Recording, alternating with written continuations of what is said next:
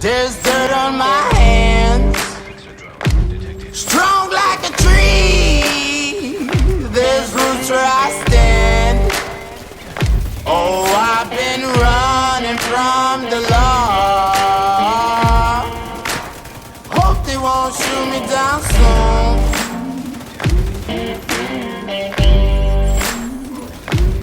They sing on a sleepless night.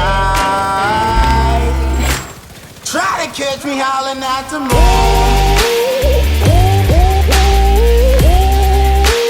Try to catch me howling at the moon. Try to catch me howling at the moon. Try to catch me howling at the moon.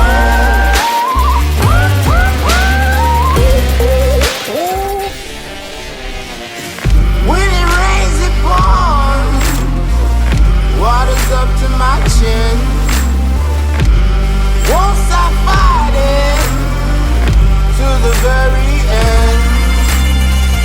Many men try to reach it. Many men have failed.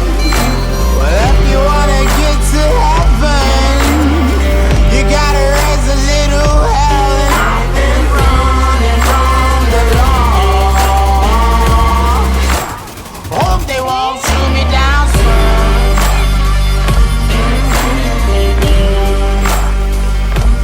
They say no to sleepless night.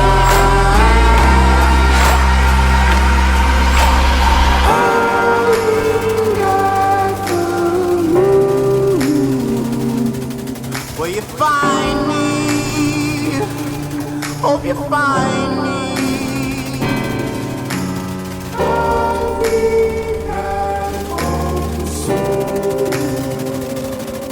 When the sun rises, when the sun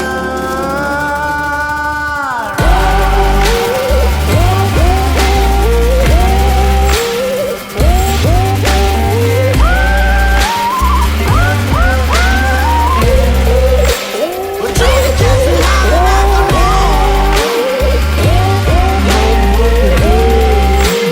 We're trying to catch me howling at the moon. Trying to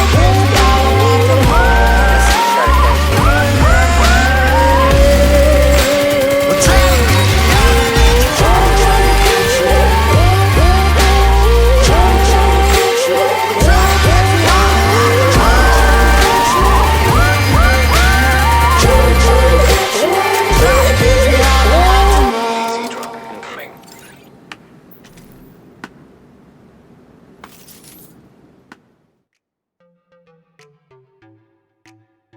Hello, motherfucker. Plum here, and welcome agents to another Division 2 build video. So I've had a couple of days on the tractor to do some farming, got some nice looking gear, and I've put some great builds together for you. I'll be tweaking a few of these builds and uploading them over the next couple of weeks, so make sure you hit that sub button and the bell notification so you don't miss a thing. As you can see from the opening clips, this build is kinda stupid. It's really cheesy, and if played correctly, you'll have the server raging. Now I've put my armor regen build together as a team support build, but you can certainly swap some pieces around if you like. But as you can see, it worked really well in a team and could also take on players in 1v1s. This is the first of hopefully many builds I'll be bringing you in Title Update 10. So I guess we should get stuck in, right? This is my Title Update 10 Armor Regen build. The main stats are no reds, 6 blues, no yellows. We've got 1.9 million armor, it's just such a tanky build. As always, the build isn't perfect and we could do with some better rolls, but we work with the gear that we're given. It's the kind of build that just soaks up all the aggro so your team can burst everyone else down. Remember, like all my build videos, don't just try and copy paste them, use them as a template, tweak them to suit you and your team and your own playstyle. I've been running this build with the survivalist specialization because it is a support based build, and my armor kits will heal my nearby teammates. I definitely feel as a team based build that survivalist is your better option. And the healing over time from your armor kits works crazy good with your armor regen too.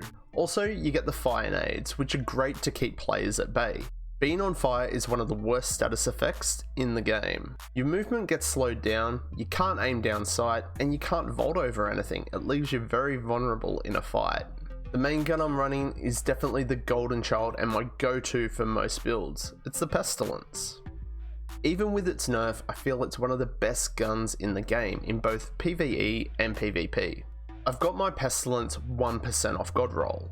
The overall damage isn't great, but that does work in its favour with this build. It does allow you to put 50 stacks on pretty much every player, especially the ones that run the shields, which seems to be a lot this update. And when that stacked player dies, it transfers to a nearby enemy within 25 meters, and a 25 meter radius is huge. As you saw in the opening clip, Unlucky did get hit by the Pestilence tick and it hit him pretty hard. My secondary is just my god rolled CTAR, and I use it for most of my DPS builds because that RPM's pretty crazy. It's just a nice gun to have to switch to burst through the health just to finish up players if needed. And the pistol, it really doesn't matter what you run, but I do recommend Preservation. Getting a kill and gives you a little bit of armor repair. So by now you've had a little bit of a look and you can tell that I'm running 2-piece Golem, 3-piece Foundry Sandra Bulwark, and the tardigrade chest. So the Golem mask is the first of the 2 pieces. So I get 10% status effect and 1% armor regen from the 2-piece bonus. I could do with a better one here, but it's what I've got. It's got armor, status effect, and armor regen, and I'm using a skill haste mod. You could definitely run the 4-piece Foundry here, but then you'd need the Golem chest to still have that 1% armor regen, and then that takes away from the team survival aspect that this build's going for. To the chest piece, it's a maxed out tardigrade, and we're going to use this for the nano plating. Whenever you or any ally's armor breaks, you gain 80% of your armor back as bonus armor for 10 seconds. But remember, this is nerfed to 40% in PvP, but that's still 760k bonus armor. The second part of the talent doesn't apply to the DZ as we no longer get special ammo, but it will still work in conflict if you nab one of those supply drops. The holster is the first of 3 pieces of Foundry, so we get a 2-piece bonus of 10% total armor, and the 3-piece bonus is 3% armor regen, so currently that's 4% armor regen in total. This piece is maxed out with armor and armor regen. The knee pads are the second piece of Foundry, and they're the same, maxed armor and maxed armor regen. And the gloves make up the 3-piece of the Foundry, and they're so close to max armor on this that I don't really care about farming for a better pair. And I've also gone off and recaled max armor regen on these ones as well. Now to the backpack, and it's Golem purely for that 2-piece bonus. Talent wise, you could run something else to buff your team, like Opportunistic. But I don't have a Golem backpack with Opportunistic, so I'm running the named one, the Anarchist Cookbook. Now this backpack doesn't have great rolls, but it does come with Perfectly Wicked. And Perfectly Wicked's a great damage talent to have. Applying a status effect increases total weapon damage by 18% for 27 seconds. And I can have this active all the time. A lot of players aren't aware that the Jammer Pulse doesn't just destroy deployed skills, it also applies a disrupt to the player. Although all specializations now come with 50% pulse resistance, sometimes it's just a toss of the coin. But if all else fails, I've still got the Stinger Hive to apply bleed. So in saying that, let's check out the skills. I use the Stinger Hive to trigger that bleed. Although that doesn't do a whole lot of damage, the bleed makes player movement sluggish and also procs Wicked. The second skill is the Jammer Pulse. It destroys deployed skills, disrupts players, and also procs Wicked. It's just a really great skill to be running in a team. Cooldowns are 20 seconds, and Wicked lasts for 27 seconds, so if I'm disrupting constantly, it's always active. Heading across now to your stat sheet. I'm not concerned with my weapons damage here. I've got 10% crit chance, 44 damage, but if I've got a teammate with Coyote's Mask, that does get buffed a little bit.